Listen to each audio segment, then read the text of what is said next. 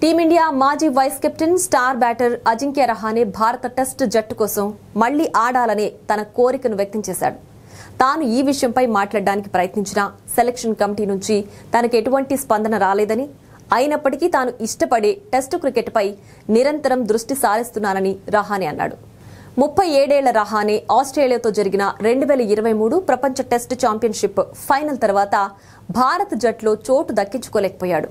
West Indies పర్యటన తర్వాత జట్టు నుంచి తొలగించబడిన అజింక్య రహానే మళ్లీ స్థానం సంపాదించుకోవడానికి ప్రయత్నిస్తున్నాడు.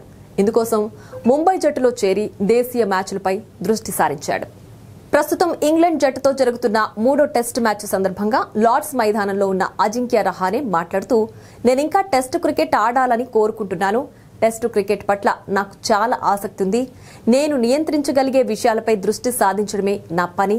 నిజం చెప్పాలంటే భారత జట్టు సెలక్షన్ కమిటీతో మాట్లాడడానికి ప్రయత్నించాను, కానీ ఎటువంటి స్పందన రాలేదు. నేను నిరంతరం ఆడగలను, నాకు టెస్ట్ క్రికెట్ ఇష్టం అని అజింక్య రహానే ఆవేదనతో తెలియజేశాడు. విరాట్ కోహ్లీ, రోహిత్ శర్మ టెస్టు క్రికెట్ నుంచి రిటైర్ అయిన తర్వాత రహానే జట్టులోకి తిరిగి రావడానికి ఒక చిన్న అవకాశం ఏర్పడింది.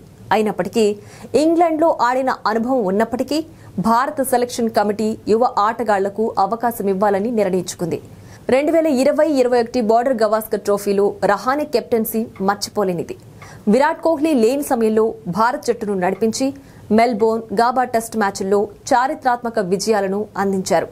అయితే 2013లో అరంగేట్రం చేసిన రహానే ఇప్పటి వరకు 85 టెస్ట్ మ్యాచ్ల్లో ఆడి 12 సెంచరీలు, 26 అర్ధ సెంచరీలతో 5077 పరుగులు సాధించాడు.